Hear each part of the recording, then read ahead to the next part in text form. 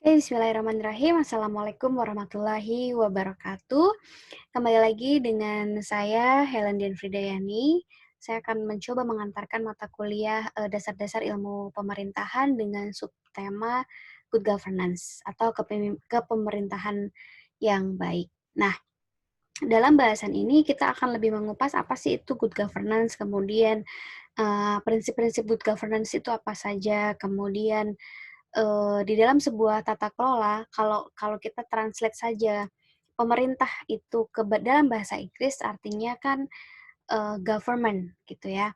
Tapi kalau kita bicara good governance berarti adalah bagaimana pemerintah itu, government itu menerapkan prinsip-prinsip pemerintah yang baik. Nah, prinsipnya seperti apa? Nanti kita akan diskusi di sini.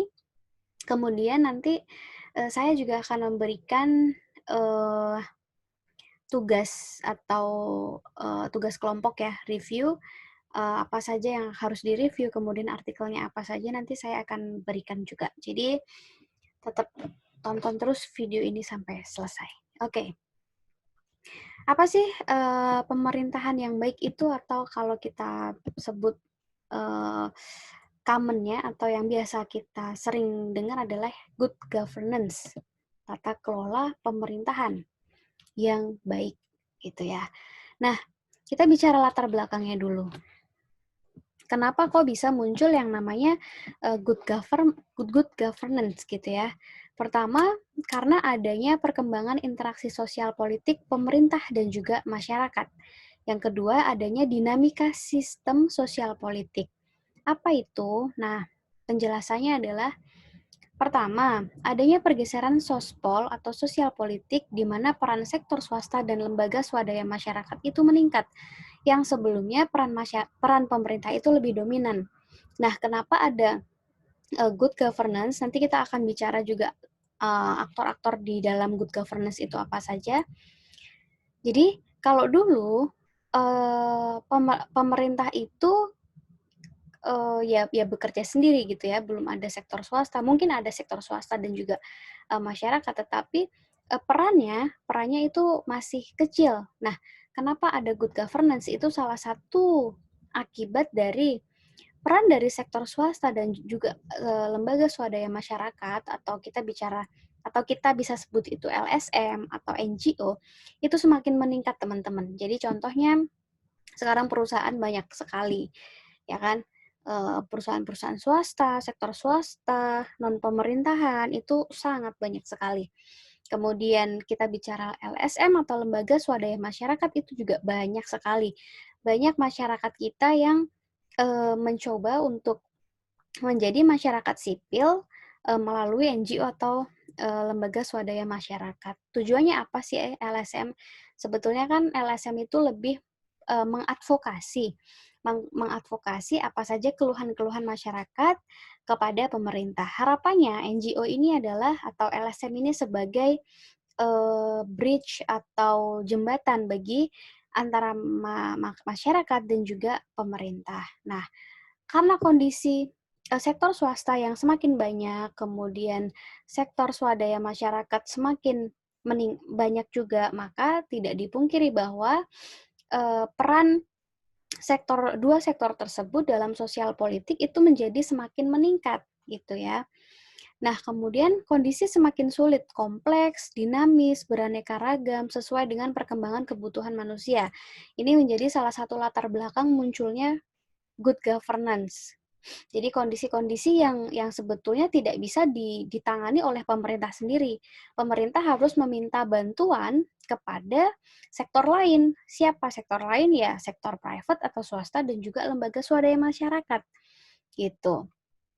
Kemudian yang keempat, ketiga, keterbatasan kapasitas aparatur pemerintah untuk mengakomodir atau mengakomodasikan kondisi di atas. Nah, karena permasalahan di Indonesia itu bukan semakin sedikit, tapi semakin banyak. Dan kemudian pemerintah itu merasa tidak punya kapasitas dan juga sumber daya yang cukup untuk menyelesaikan masalah-masalah tersebut, situasi tersebut, maka lahirlah namanya good governance ini sebagai dasar kenapa sih kok ada good governance gitu. Kemudian yang keempat, adanya kolaborasi pemerintah, swasta, masyarakat. Nah, berarti bisa ditebak ya bahwa aktor dari good governance itu adalah pemerintah, swasta, dan juga masyarakat yang saling berkolaborasi. Kemudian globalisasi, perkembangan iptek, liberalisasi, persaingan bebas, kompetensi makin meningkat. Kemudian iptek merubah manajemen sektor publik, bisnis, dan lain sebagainya. Itu adalah additional reason atau uh, alasan tambahan kenapa sih harus ada good governance. Nah, yang terakhir adalah internal Indonesia sendiri. Artinya apa? Krisis multidimensi, situasi politik yang tidak stabil, ancaman disintegrasi, kepercayaan masyarakat menurun, penegakan hukum lemah, penanganan KKN lemah, pemulihan ekonomi lambat, pengangguran dan kemiskinan meningkat, kemudian daya saing turun. Ini yang menyebabkan sebetulnya supporting reason yang masuk akal, artinya good governance ini tercipta. Jadi kalau dulu pemerintah itu kan sebagai lembaga satu-satunya yang menaungi layanan publik gitu ya, public service. Tapi karena ya makin banyak KKN, kemudian ada korupsi, kemudian pemulihan ekonomi lambat, kemiskinan meningkat, makanya mendorong pemerintah untuk mengajak sektor lain untuk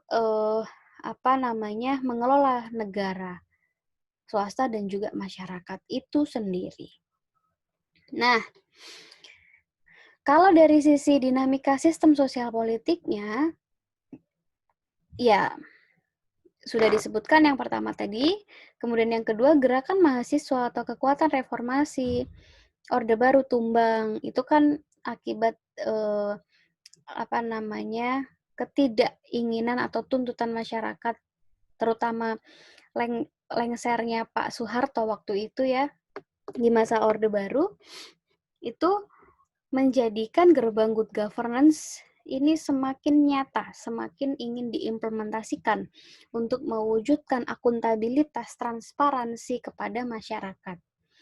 Kemudian multi partai menjelang pemilu 99 perlu memahami jenis interaksi sosial politik, kemudian ada interference, gangguan atau saling mempengaruhi, kemudian ada campur tangan, keterlibatan. Nah, ini yang mendorong kenapa lahir sebuah good governance. Nah, maka dari itu, dari segala macam persoalan yang dihadapi oleh pemerintah, perlu strategi baru. Strateginya apa? Yaitu dengan mengimplementasikan sebuah good governance. Oke, kemudian kalau dari segi kompleksitas sistem sosial politik, meliputi apa saja sih? Seleksi dan reduksi, struktur, operasional. Nah, artinya apa? Ada ada permasalahan, ada problematika sosial politik yang diantaranya masalah seleksi, reduksi, masalah struktur organisasi, masalah operasional pemerintahan, itu masih menjadi kendala-kendala yang sangat dihadapi oleh pemerintah. Maka dari itu perlu dicarikan alternatif pemecahan dan pemilihan yang terbaik. Nah, implikasi terhadap pemerintah itu apa? Implikasi terhadap pemerintahan adalah dari yang awalnya pendekatannya beragam, birokrasinya kaku, terlalu hierarkis, otoriter, menjadi pemerintahan yang modern, yang dinamis, jaringan kompleks tetap hubungan sederhana, keanekaragaman tindakan dan kebijakan sesuai dengan situasi, dan kualitas interaksi sosial politik. Artinya, kalau kita bisa sederhanakan bahasa ini, pemerintah itu menjadi fleksibel, yang awalnya itu hierarkis sekali, banyak aturan, otoriter. Good governance ini mengakomodir pemerintahan yang fleksibel, pemerintahan yang bisa kerja secara apa ya, ya fleksibel gitu ya. Nah, kemudian konsepsi dari pemerintahan itu sendiri adalah ya government itu pemerintahan, governing gitu ya. Pemerintah itu adalah change agent atau agent of development, pemerintahan negara dan penyelenggara pembangunan serta pelayanan publik. Ya, karena harus kita tahu bahwa pemerintah itu intinya adalah melayani masyarakat. Melayani dalam hal apa? Ya kayak penjual gitu ya, kayak penjual dan pembeli. Pemerintah itu sebagai penjual, pembelinya itu masyarakat. Harus bisa mengakomodir permintaan-permintaan dari masyarakat gitu. Nah, governing, proses koordinasi, pengendalian atau steering, pemberian pengaruh atau influencing, dan penyeimbangan setiap hubungan interaksi sosial politik antara pemerintah, swasta, dan masyarakat. Nah, menurut World Bank dan juga UNDP, pemerintah itu apa? Governance itu apa? Governance is the way state power is used in managing economic and social resources for the development of the society. Jadi kepemerintahan itu adalah cara bagaimana kekuasaan negara digunakan untuk mengelola sumber daya ekonomi dan sosial guna pembangunan masyarakat. Bukan untuk pemerintah itu sendiri ya. Artinya untuk menciptakan sebuah kesejahteraan itu ya perlu yang namanya governance gitu. Kalau menurut UNDP, the exercise of political, economy, and administrative authority to manage nations' affairs at all levels or at all levels. Pelaksanaan kewenangan politik, ekonomi, administratif untuk mengelola masalah-masalah nasional pada semua tingkatan. Sebetulnya ini sama ya, apa yang diungkapkan oleh World Bank itu juga sebetulnya maksud dan tujuannya sama dengan yang diungkapkan oleh UNDP. Intinya adalah pemerintahan itu adalah sebuah kewenangan, sebuah kekuasaan negara yang mana itu tujuannya adalah untuk mengelola apa ya? Mengelola sumber daya untuk memecahkan suatu solusi yang ada di negara itu sendiri. Misalnya kita punya masalah ekonomi, kita punya masalah kemiskinan, ya bagaimana peran pemerintah governance ini menjadi sebuah mencari sebuah solusi untuk masalah-masalah tersebut, gitu. Kemudian pengertian good dalam governance itu apa sih? Pengertiannya adalah nilai-nilai yang dijunjung tinggi, aspek-aspek fungsional pemerintahan yang efektif dan efisien dalam pencapaian tujuan. Nah, keywordnya atau kata kuncinya adalah nilai yang dijunjung tinggi yang mana merepresentatifkan efektivitas dan efisiensi. Gitu ya. Jadi tadi fleksibel itu ya harus efektif, harus efisien gitu kan. Terwujudlah yang namanya good governance. Oke. Kemudian kalau kita bicara pola pemerintahan. Nah, polanya koordinatif, mengatur atau mengendalikan, kemudian mengintegrasikan, kemudian menciptakan keterpaduan dalam menghadapi keanekaragaman. Baik keanekaragaman budaya, suku gitu ya. Karena tidak dipungkiri kita bicara suku, ras, kita juga masih punya banyak masalah di situ, terutama kalau kita bicara Papua, Aceh gitu ya, masih banyak apa namanya problematika gitu. Nah, kemudian apa saja nilai-nilai yang dijunjung di dalam good governance?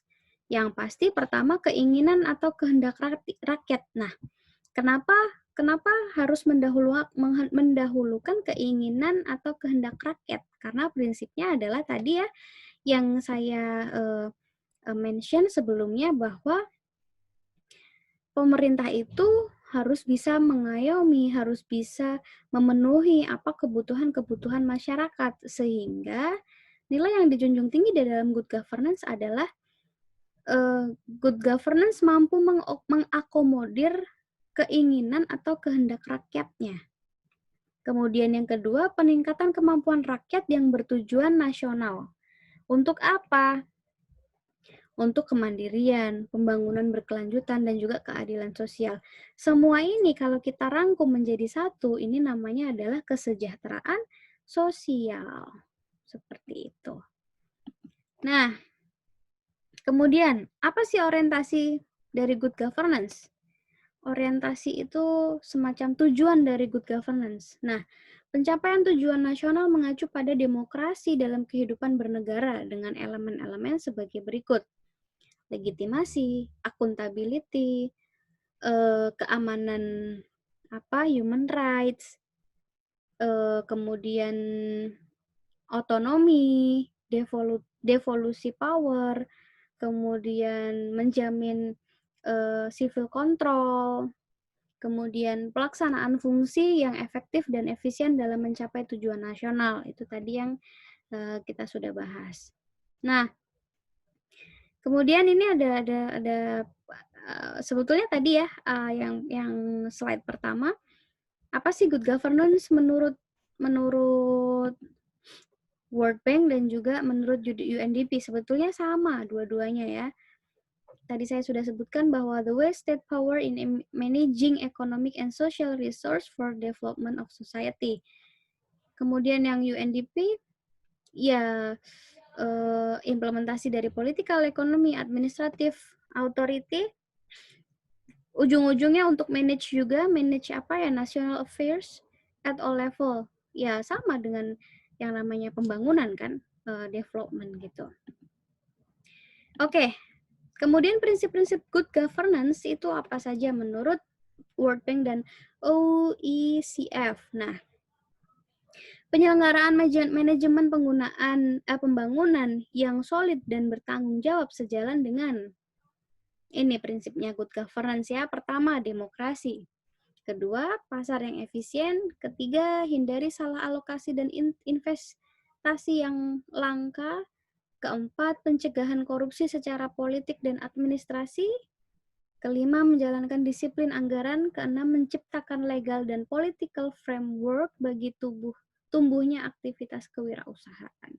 Nah, kalau kita bisa simpulkan di semua prinsip ini sebetulnya mencoba untuk mengakomodir efektivitas, efisiensi, akuntabilitas, dan juga transparansi, teman-teman.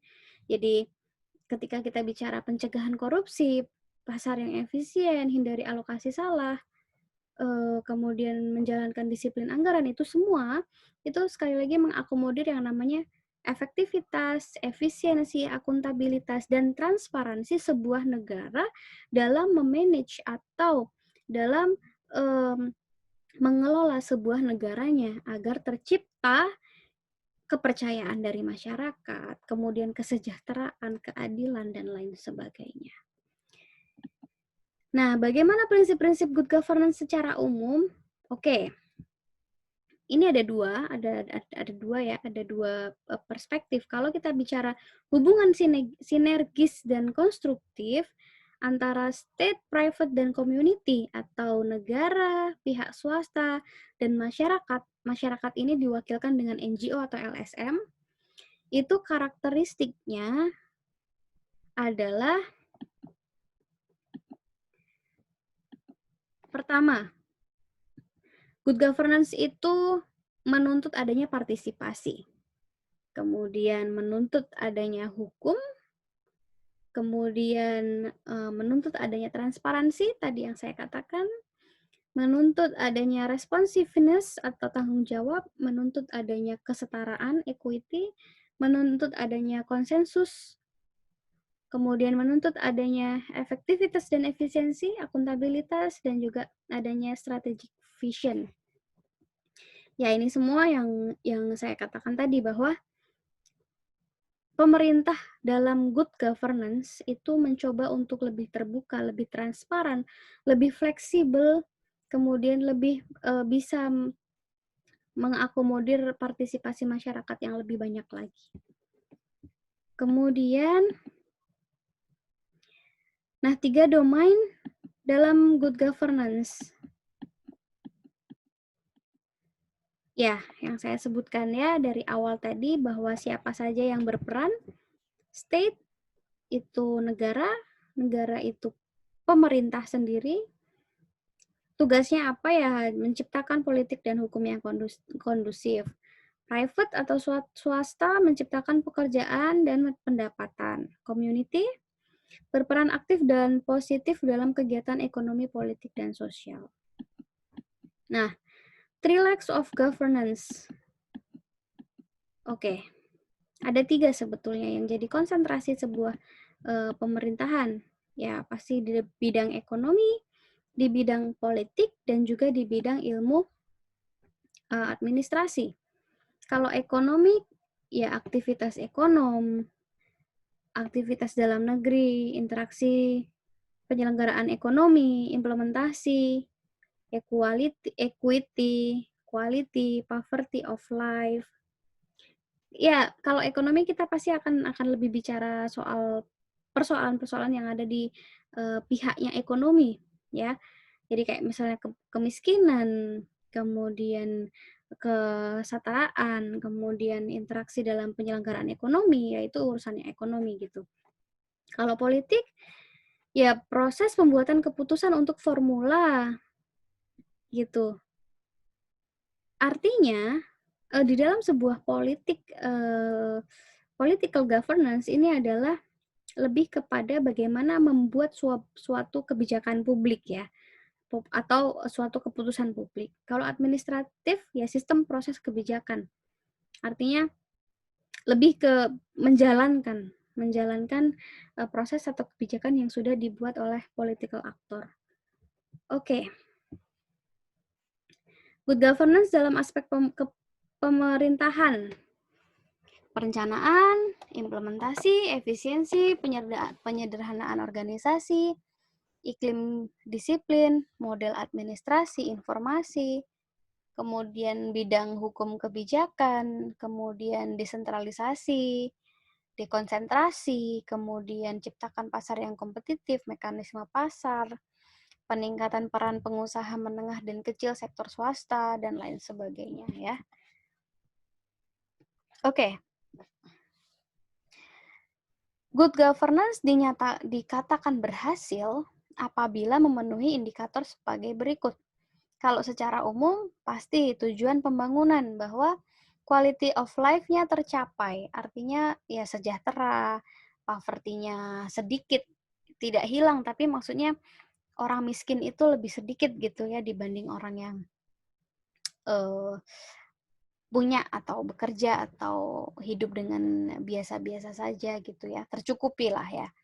Kemudian indeks pembangunan manusianya juga tinggi, nah itu adalah ya tujuan pembangunan gitu. Infrastruktur sudah baik, ya itu adalah indikator keberhasilan good governance.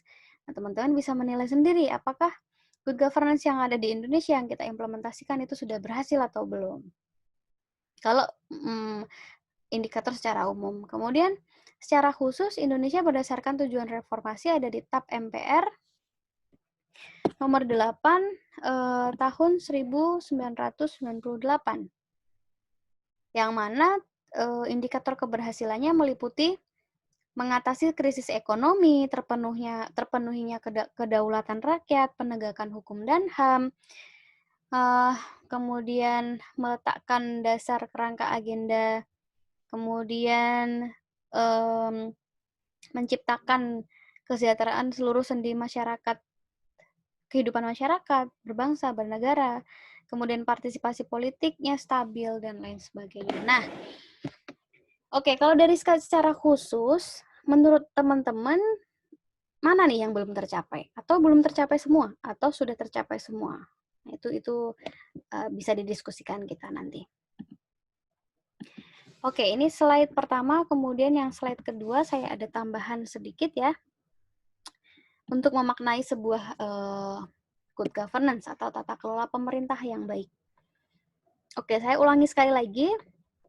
Bahwa good governance itu apa? Good governance adalah tindakan atau tingkah laku yang didasarkan pada nilai-nilai yang bersifat mengarahkan, mengendalikan, atau mempengaruhi masalah publik untuk mewujudkan nilai-nilai itu dalam tindakan dan kehidupan keseharian.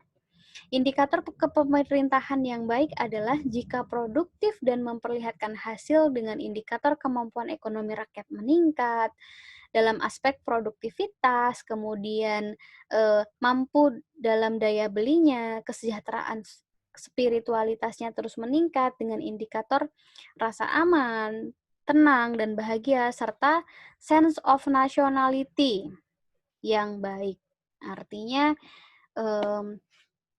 rasa kepemilikan dari sebuah negara itu ada, itu apa namanya, terpatri di dalam diri gitu ya.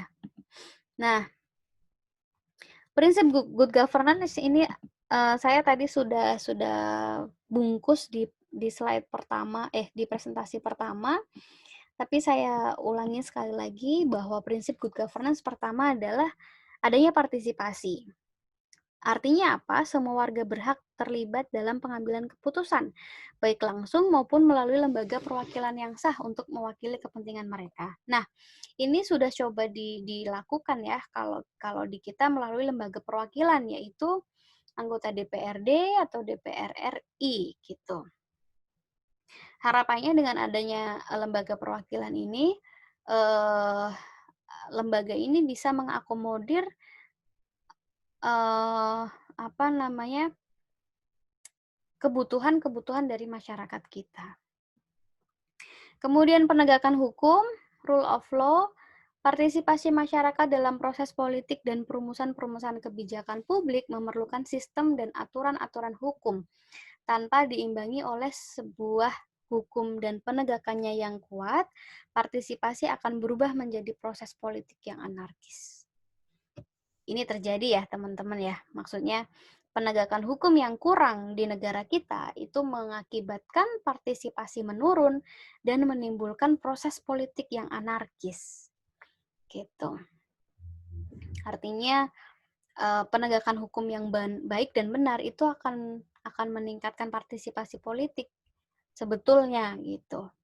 Nah, kemudian karakter dalam menegakkan hukum itu apa? Adanya supremasi hukum, kepastian hukum, hukum yang responsif, penegakan hukum yang konsisten dan non-diskriminatif, independensi peradilan. Nah, ini yang sebetulnya banyak dikritik ya di negara kita.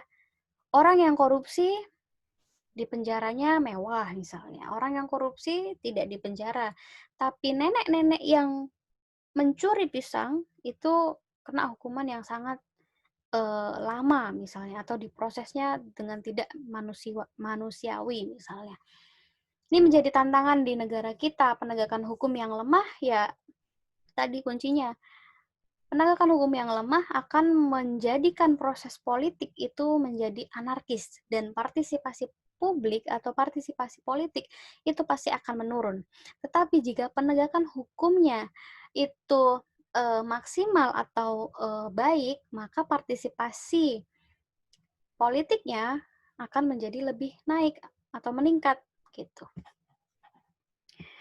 Oke, kemudian kalau kita bicara transparansi ya, salah satu yang menjadi persoalan bangsa di akhir masa Orde Baru adalah terkait dengan transparansi.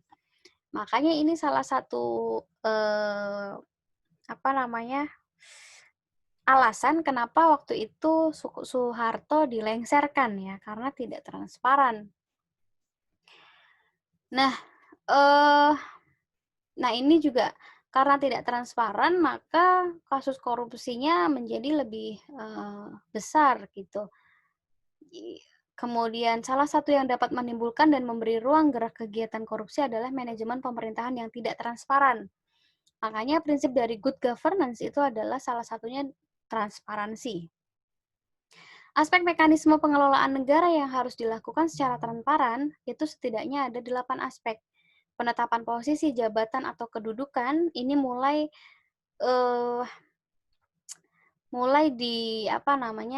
dibuka. Artinya untuk posisi jabatan-jabatan tertentu di pemerintahan itu sekarang sudah ada mulai yang namanya lelang jabatan gitu ya. Sudah menerapkan prinsip-prinsip transparansi. Kekayaan pejabat publik ya, ini yang harus dilaporkan ketika mungkin ada calon presiden, wakil presiden, kemudian calon pejabat itu harus melaporkan kekayaannya. Terus kemudian pemberian penghargaan, penetapan kebijakan yang terkait dengan pencerahan kehidupan, kesehatan, moralitas para pejabat dan aparatur pelayan publik. Nah, ini yang digaungkan di nawacitanya Jokowi. Kemudian keamanan dan ketertiban, kebijakan strategis untuk pencerahan kehidupan masyarakat. Nah, kemudian selanjutnya responsif atau cepat tanggap. Jadi pemerintah itu harus bisa cepat tanggap dengan persoalan-persoalan di dalam negeri kita. Contohnya kita bicara COVID-19, gimana sih responsivitas dari negara terhadap isu ini atau kasus COVID ini? Kalau nggak cepat tanggap ya pada akhirnya akan menimbulkan persoalan baru gitu ya. Kemudian orientasi kesepakatan, ya pengambilan putusan melalui proses musyawarah yang semaksimal mungkin berdasar kesepakatan bersama. Saya kira ini sudah di apa namanya diimplementasikan ya, bahwa ketika kita ya pemerintah rapat yaitu melalui musyawarah mufakat. Kemudian keadilan, efektivitas, efisiensi gitu. Kemudian akuntabilitas, penanggung jawab pejabat publik terhadap masyarakat yang memberinya delegasi dan kewenangan.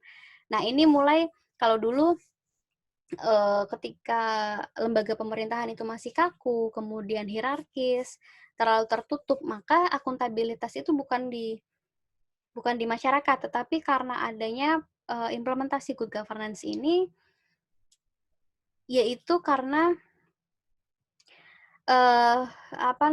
tuntutan bahwa di dalam good governance itu harus ada accountability.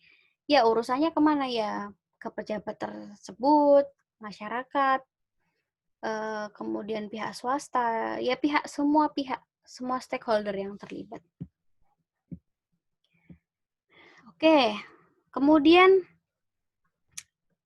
dalam good governance itu juga harus punya visi yang strategis. Maksudnya adalah pandangan-pandangan strategis untuk menghadapi masa yang akan datang. Kualifikasi ini menjadi penting dalam kerangka perwujudan good governance karena perubahan dunia dengan kemajuan teknologinya yang begitu cepat. Jadi, pemerintah itu atau stakeholder yang terlibat, baik masyarakat dan juga swasta, harus punya visi yang strategis, visi yang sudah memikirkan masa yang akan datang gitu ya. Nah, kemudian bagaimana langkah-langkah perwujudan good governance? Pertama, penguatan fungsi dan peran lembaga perwakilan. Kedua, kemandirian lembaga peradilan. Ketiga, aparatur pemerintah yang profesional dan penuh integritas. Keempat, masyarakat madani atau civil society yang kuat dan partisipatif. Kelima, penguatan upaya otonomi daerah. Nah, ini adalah cara atau langkah untuk mewujudkan sebuah good governance gitu. Menurut kalian, apakah Indonesia sudah mewujudkan 5 hal ini dengan maksimal atau belum? Oke, itu dua presentasi, satu materi yang saya berikan hari ini. Tapi ada kritik gitu. Ya, pasti di dalam sebuah sistem itu nggak selamanya baik, nggak selamanya buruk. Pasti ada baik dan juga buruk. Sama kayak kita, pasti manusia itu nggak ada yang baik saja. Tapi maksudnya ada sisi kekurangan, kelebihan gitu ya. Nah, sama juga sistem ini, sebetulnya sistem good governance ini memiliki kelebihan dan juga kekurangan. Apa sih kekurangannya? Kalau kelebihannya pasti sistem ini membantu pemerintah itu lebih transparan, efektif, efisien, kerja fleksibel, kemudian akuntabilitas ke masyarakat gitu ya. Nah, tapi kekurangannya adalah ini sempat menjadi dilema dan menjadi perdebatan publik bahwa good governance ini adalah misi besarnya IMF, Bank Dunia, untuk melihat negara-negara itu seperti apa? Maksudnya, karena kalau kita bicara sistem internasional, ketika kita tidak mengimplementasikan good governance, karena kita punya hutang di IMF, di World Bank, salah satu konsekuensinya adalah kita harus mampu untuk mewujudkan good governance. Tapi apa dampaknya? Dampaknya adalah kalau kita bicara transparansi, akuntabilitas. Oke, kalau transparansi dan akuntabilitas itu hanya pada masyarakat kita. Tetapi misi besarnya World Bank dan IMF adalah ketika kita bicara transparansi, akuntabilitas, saya tadi bilang bahwa semua stakeholder itu harus punya transparansi dan juga akuntabilitas ke semua pihak. Maksudnya adalah ketika pemerintah melaporkan pertanggungjawabannya saja, itu tidak hanya di masyarakat kita, tetapi juga pihak swasta. Dan pihak swasta ini bisa dimungkinkan adalah organisasi-organisasi internasional. Dan konsekuensinya adalah, dengan adanya good governance ini, maka dunia internasional, terutama World Bank, IMF, itu mengetahui bagaimana sih dinamika di negara-negara, khususnya negara-negara berkembang yang diharuskan untuk mewujudkan atau mengimplementasikan good governance ini. Jadi, ya, itu sebetulnya yang jadi masalah. Di satu sisi good governance baik, di satu sisi good governance itu menjadikan pemerintah lebih terbuka, ya kan, lebih efisien, efektif gitu. Tapi di sisi lain adalah pertanggungjawaban pemerintahan kita harus dipertanggungjawabkan juga kepada pihak swasta, di mana pihak swasta ini bisa jadi dimungkinkan adalah organisasi-organisasi swasta internasional, perusahaan-perusahaan internasional, gitu ya. Yang ya ini bisa dipikirkan bersama ya. Artinya tidak selamanya good governance ini baik. Ada kalanya good governance ini merugikan kita sendiri sebetulnya. Makanya kalau mungkin yang paling pas adalah penerapan nilai-nilai Pancasila gitu ya. Kalau dulu kita sempat berdiskusi terkait dengan sistem ini, sistem good governance di pemerintahan yang sampai sekarang ya kita implementasikan gitu. Oke, mudah-mudahan itu menjadi pemantik buat teman-teman memikirkan hal ini. Saya tidak tuliskan di PowerPoint saya, tapi semoga ini bisa jadi materi baru buat teman-teman, kemudian bisa jadi pengetahuan baru, dan bisa memantik itu tadi, memikirkan bahwa semua sistem yang kita pakai itu sebetulnya ada plus dan minus, ya. Tergantung ya plusnya seberapa persen, minusnya seberapa persen gitu. Dan apakah Anda setuju dengan saya bahwa good governance itu tidak selamanya baik gitu ya? Karena kita menerapkan good governance ini juga ya akibat dari kita hutang dengan IMF, kemudian ya kita harus terpaksa atau dengan sukacita untuk mengimplementasikan atau mewujudkan good governance di negara kita. Gitu. Nah, mungkin itu bisa jadi diskusi untuk kita. Kemudian karena ini tugasnya kelompok ya, jadi setelah kita belajar mengenai good governance yang tadi saya sebutkan, mungkin kalau di sini kita banyak kelebihannya ya, banyak positif things-nya yang bisa diambil. Kemudian teman-teman berusaha untuk di tugas ini nilainya 30% ya.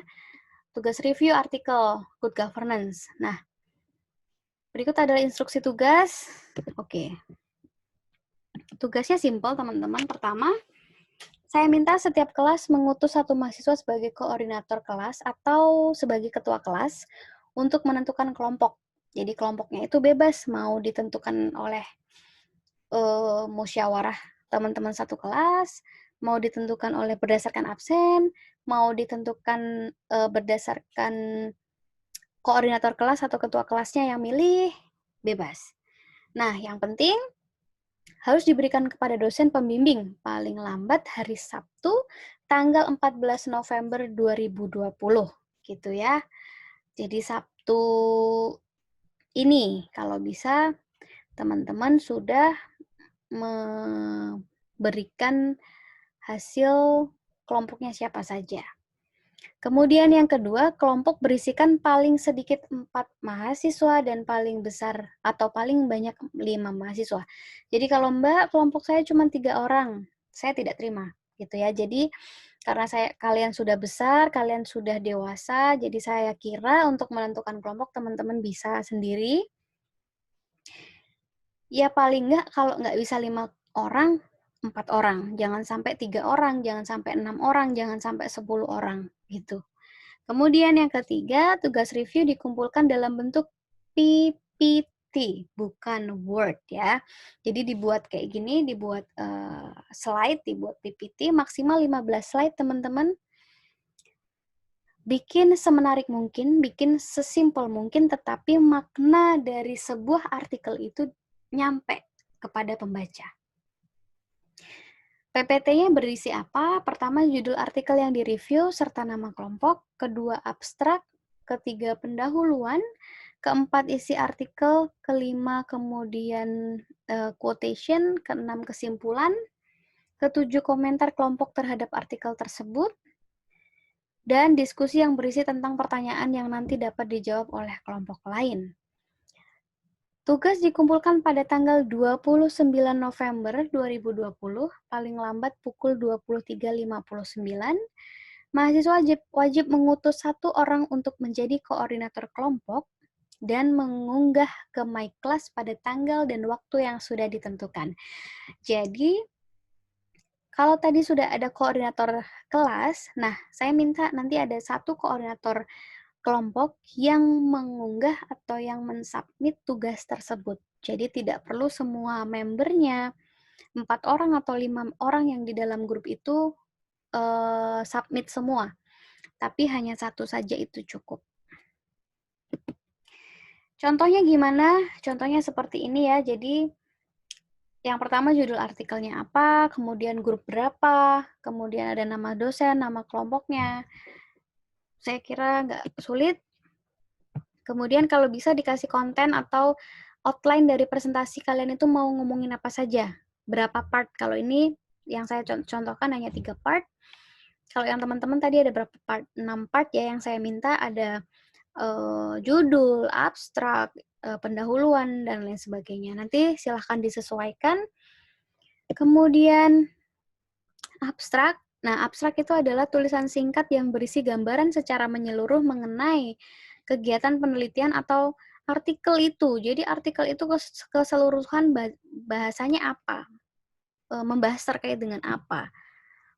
Nah, biasanya abstrak itu berisi tentang gambaran umum, tujuan, metode, hasil, dan penelitian itu. Gitu ya. Jadi nggak usah banyak-banyak, tapi merepresentatifkan artikel itu sebetulnya isinya apa sih. Nah, itu yang namanya abstrak.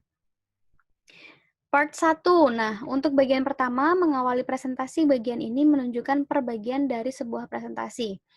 Apa yang dibahas dalam satu part tersebut, kemudian jika ingin memulai bagian kedua juga dibuat seperti ini. Part 2 misalnya abstrak.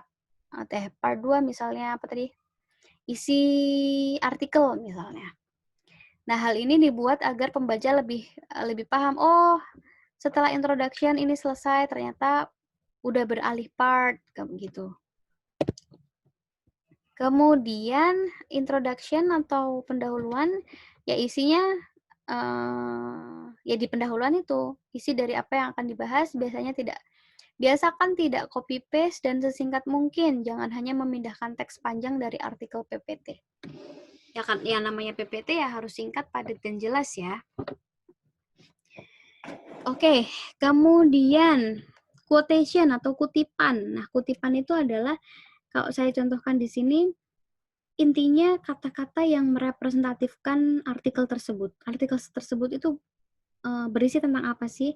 Kemudian kalimat apa yang merepresentatifkan tentang artikel itu, gitu ya. Kalau saya, ini kan soal advokasi planning, jadi ini yang saya pilih, kemudian good planning theory and effective planning practice are essential. Jadi terserah mau 1, mau 2, mau 3 boleh, yang penting quotation itu jangan banyak-banyak, tetapi maknanya kayak meringkas satu kalimat itu merepresentatifkan atau mewakili seluruh artikel itu, gitu. Kemudian ya, conclusion atau kesimpulan, ya pasti berisi tentang kesimpulannya apa, gitu ya. Nah, reflection itu merupakan, jadi refleksi atau komentar kelompok itu bisa berisi terkait tentang kritikan, komen, tanggapan dari sebuah isu yang diangkat atau artikelnya yang dibahas. Terserah mau isunya atau mau artikelnya. Nah, dan 3 kalimat ini saya yang buat sendiri, merupakan pendapat pribadi. Jadi setelah saya baca, apa sih pendapat saya terkait dengan isu itu gitu. Ya, kalau saya memilih isu itu gitu. Apa sih pendapat saya terkait dengan isu itu? Gitu.